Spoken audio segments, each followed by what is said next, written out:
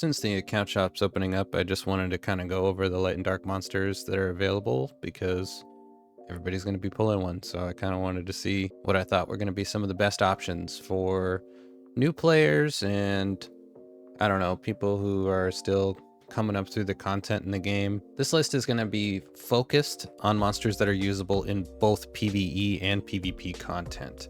So if a monster really only has a very specific job, like Tian Lang, for example, it would be hard for me to say he's the best warrior when you can only use him for certain things. Not a bad monster, very, very specific job. There was kind of a lot of monsters I wanted to include on this list, so I narrowed it down to what I thought the best monster of each category would be, like support, knight, warrior, assassin, archer. Mage also, because there are some of those too. Support is a pretty tough category because there's so many really good ones, but overall, the best pick for PvP, PvE wise, is gonna have to be Alienz. She is usable basically everywhere, including Seal if you're Kina, I guess. Greatly decreases the team summoner skill cooldown by consuming the summoner's HP, and increases the ultimate gauge. Decreases the skill cooldown of nearby team members, so she's gonna give your whole team lots of skills, lots of ults. You're just gonna be blowing through all kinds of content. Lima would be super close. Lima would be super close in usability to Alienz, but I think her mostly defensive nature, even though she does have the strip, that's pretty good. I think that gives Alienz the edge. You can really gas pedal with her. So once you get, I don't know, she's going to be great for beginners and great for endgame players. She's very, very strong. Next we have the archers, and the biggest problem with the archers is the RGB archers are so good. That's really the biggest problem with them. None of them are really as good as some of the other, like Tessarion, Espino, you know. They're just not. The ones that I think are really good, I might be biased for this. I really think Cruz is very strong, especially post-buff. He's going to be very, very tough. But I think currently one of the best LD archers has to be Cadiz. Most usable, he removes buffs, any buffs. He removes 2 of any buffs, which is really strong. Applies damage taken up, applies bleed, has damage drain to, I believe, yeah, recovers his HP based on the damage dealt. So he's going to be overall a very strong unit, PvP and PvE wise. You can use him in all content in the game. He's very strong. There are some other notable archers as well. You know, the newer magical archers, they're very good. Their damage, it's hard to include Bethany at the top of the list because a lot of her damage comes from her ability to apply CC effects, which is the same reason that Cruz I don't think is quite as good as Cadiz. So if you're fighting bosses, you're not able to apply a lot of CC effects a lot of the time. So she's going to be missing out on a lot of her damage for a lot of content.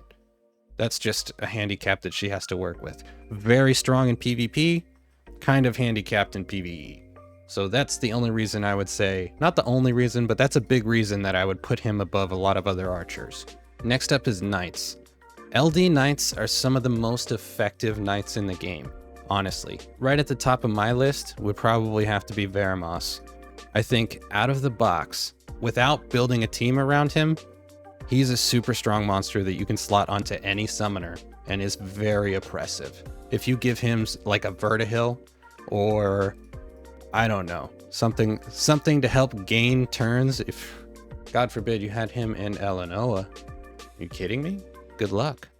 He has passive cleanse and heals for the team with stuns. So he is susceptible to root. He can't really cleanse if he's rooted. But overall, one of the strongest knights in the game, probably. It's a tough choice for me because there's a lot of really good knights, but I think Veramos is super strong, and his kit synergizes really well. If he's not healing, if he's not removing stuff, then he accelerates his own cooldown, so he's stunning more. You know, I think he's very strong. We also have the mages.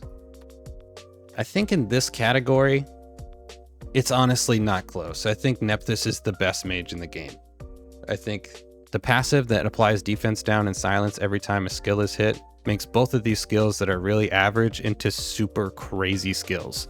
Having AoE silence and a strip that removes immunity and silence is really, really strong. And not only that, her damage profile is amazing. She hits very hard. She hits 3 times AoE for a total of almost 800% damage and silences. Silence for 6.5 seconds. That's a long time when you're sitting there with defense down level 3. That's a long time. Nephthys absolutely shreds PvE content, but is also a menace in PvP. Isis might be a little bit better, but I can't compare them because Isis is actually a support, whereas Nephthys is a mage. So it doesn't actually matter for this list because technically I am not supposed to be comparing them. There are other very strong mages. Lydia is very strong, but she has to wind up. She applies damage dealt up to herself whenever a team member, excluding herself, gets attacked, which is awesome. It's really good for Brawl. It is really good for other types of content. But the fact that she has to wait for that to happen, Nephthys has already finished the fight, honestly. It's already over. So that's why I think Nephthys is the best in the game. If she didn't do as much damage as she did, she does a ton of damage also. So she's very good. The last category is also a little tough for the same reason that the Archer category is tough. And that's because RGB warriors are very, very strong right now. You've got Genos, you've got Garo, Leica, you have lots of options. So it kind of makes assassins really bad. There's a couple of good options. You've got Frigate, very good utility warrior, but I would say Kraka is the number one. Kraka post buff will be so insanely oppressive. With the amount of damage she can do, she steals buffs. The type of damage she can do, she does a decent amount of damage based on her attack with built-in defense down, plus damage based on its max HP. Kraka will soon be the number one. Right now, she's pretty good, but this is getting drastically changed. It's going to be a 2-minute cooldown. It's not going to be what it is right now. Avenging Darkness. Okay. After that, you'll summon your alter ego for the amount of time as many summons you have resurrected, including yourself. The alter ego inherits the abilities of the main body and is summoned with a 50% increase in movement speed and active skill cooldown recovery speed. The active skill level of the alter ego is the same as that of Vengeance of Darkness. Soul Protection, 120-second cooldown. It also respawns 3 other team members with, I don't know if that's right, with 3% health? I don't know if that's right. There's a lot of weird numbers here. She's also going to give herself damage reduction. So the biggest overall, she's going to summon herself back to life, which is really cool. It's better than what she was doing before. It makes her similar to kind of like a Pisama if you played Sky Arena, or Perna. Please bring back Perna. So she's going to come back to life when you kill her and just still be a huge problem. She steals buffs, has defense down. That's the biggest problem for a lot of warriors in the LD category is they're very tanky with no real way to kill, and she has lots of ways to kill and a lot of built-in tankiness now. So I think she's absolutely the best LD warrior. She might be the best warrior. It'll be hard to say. Dang, dude, 3 mana cost. Oh, she's gonna be fun to play with. Congratulations to anybody who has her. I think I kind of forgot to go over this because assassins honestly are just so bad in the LD category and almost in general. The biggest problem with assassins is that warriors are just so good. Really, the job of warriors is to do AoE kind of CC AoE utility, and they do so much damage that they delete assassins. Warriors do too much damage. For an AoE damage profile, warriors in general do way too much damage, in my opinion. It makes it hard for assassins to stand out. And if they really buffed the assassins like this guy got an insane buff. Not only does he strip, it's a single target RNG strip. So let me preface this. You cannot send the strip, you have to RNG get the strip, which is, it is what it is, you know? So, but he also will have an RNG defense break. So this guy is going to be like super jackpot lottery, smacking fools, you know. But he's gonna have built-in strip, built-in defense break, built-in damage reduction. Mine's gonna be on despair. So we're just adding into that, you know? So every once in a while you're fucked, okay? So we'll see. I think he's probably the only assassin that's even worth mentioning right now in the LD category. A lot of people would be upset that I said that. I think that this guy doesn't need to be an assassin. He's a really awesome monster that should have been a knight. He really should have been a knight, honestly. He does not enough damage. He doesn't do enough damage to be an assassin. His AI is not good for him. A knight probably wouldn't fix that, but they could change his stats around.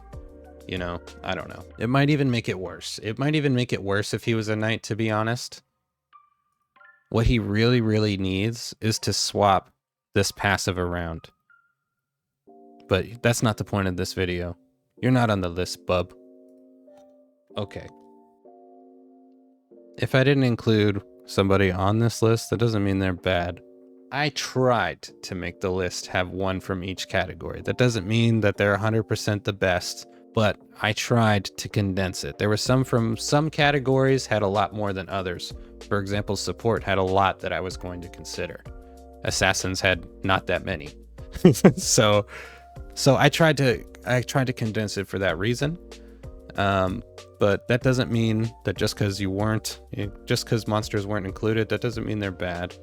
So I hope that everybody pulled something really awesome from their LD Transcendence scroll from the account shop.